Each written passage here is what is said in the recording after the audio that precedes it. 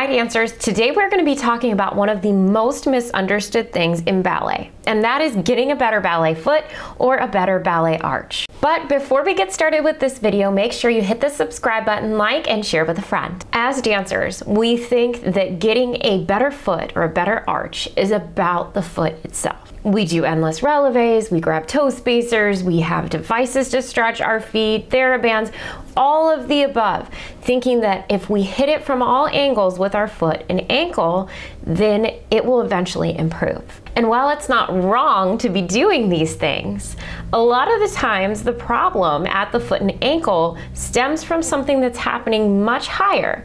So we have to address the full problem and not just where we're seeing the result of the problem. When your pelvis, your glutes aren't active, your upper body isn't in alignment, so many different things can play into changing how you're holding your center of gravity. And then as a result, your foot will compensate. And when the foot compensates, you'll end up seeing things like those flattened arches, hyperpronation, rolling the ankles, not able to fully articulate through the foot in a tendu, balance being compromised, and then things leading eventually to overuse or even a traumatic injury. Sadly, we still see on social media lots of quick fixes that are to improve our arches or change our bone structure.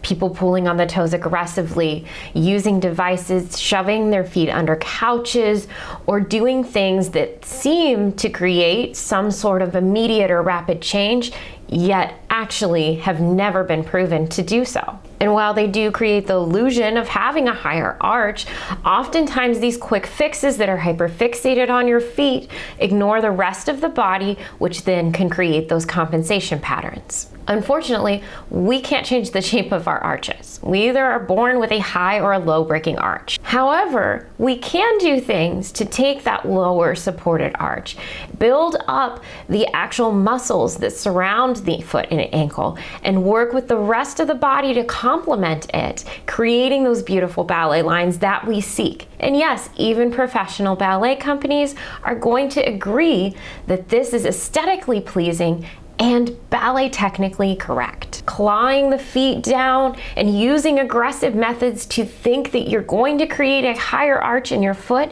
simply will not happen, and has been proven time and time again to create these injuries that we want to avoid.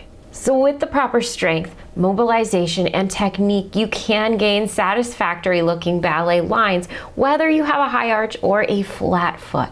So here's what actually works. Looking at the body as a whole when we're improving the foot and ankle in ballet. 1, we're gonna look at pelvic alignment and core stability. If the pelvis tips forward, back, or is not aligned the proper way, your foot as a result is going to change and compensate for the change in the pelvic positioning. So if your pelvis is not able to operate and stay level in that correct line, the feet are going to follow, regardless of how many stretches or exercises you have been working on with your feet.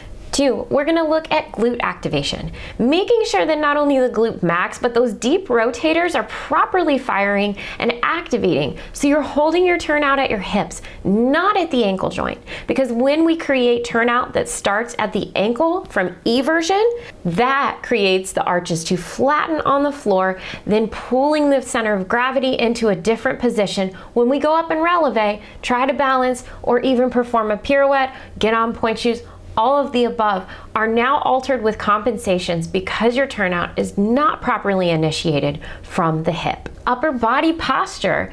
If the shoulder girdle is moving in and out of the correct alignment, it's again going to throw things off that follow that chain. Our pelvis compensates, our spine compensates, even our neck will change based on the position of our shoulders. And if those things are changing, you can be sure that the foot and ankle will follow and not be complementary to your ballet technique. So some things that we are going to be working on in the foot and ankle course on the Veronica K platform are keeping the arch lifted, turnout engaged, and pelvis aligned in the correct neutral position that maximizes your anatomy. Functional ballet exercises instead of forcing things to happen. We're going to be focusing on foot safety and articulation versus quick, rapid changes in your body.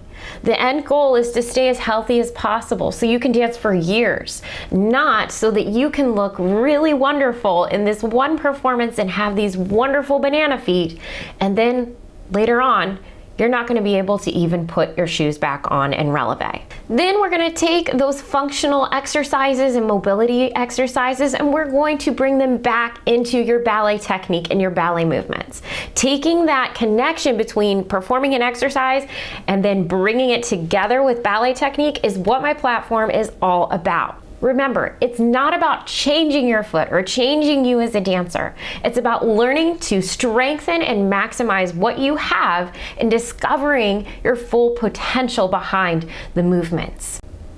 Don't forget to subscribe, hit the like button, and check out the links below in the description. See you next time, dancers.